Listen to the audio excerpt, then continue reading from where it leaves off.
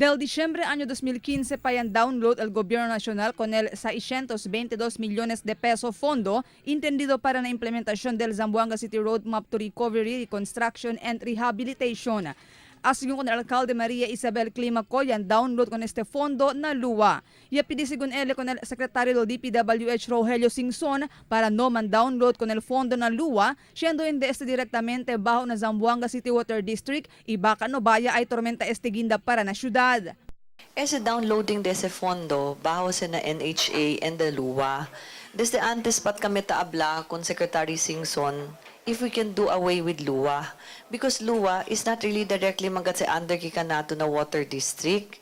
Kaya water district on the very first offer was apprehensive to get this funding kanila directly.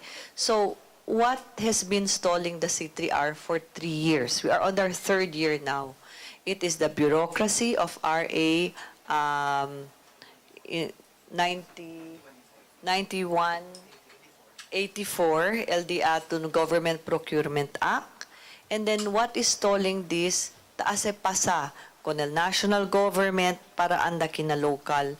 Entendido era el fondo para la conexión de agua, corriente y construcción del magakamino na magalugar afectado del Zamboanga Siege bajo el proyecto del C3R. Pero así con el alcalde no hay pa puede usar con este fondo hasta ahora el gobierno local por cuantos magarazón. The real problem we are now experiencing is bureaucracy because we're afraid to violate RA 9184. Tiene pa también cuantos maga-request el Zamselco antes sila totalmente puede conecta corriente na magalugar del ground zero. So tapidi el Samselco kanatun to dialogue with NEA para pwede kel apura el rate for the, I think the post amukal tapidi. Henda pa también según ay conecta linya de agua el Zamboanga City Water District en ese magalugar mientras no hay pa akaba ase el DPWH con el magakamino.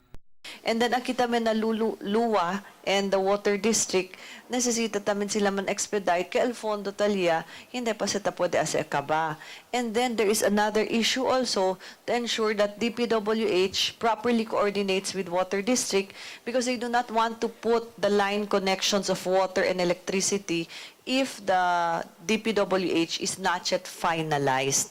Según pa con el alcalde, man 3 años en septiembre este año desde ocurrió el guerra na ciudad del año 2013, pero hasta ahora hindi pa siempre ta puede completa totalmente con el implementación del C3R. Y habla para el alcalde, taman follow-up ya si Dr. Elmir Apolinario con este asunto con Singson. Marifita Mayo, Dateline Zamboanga.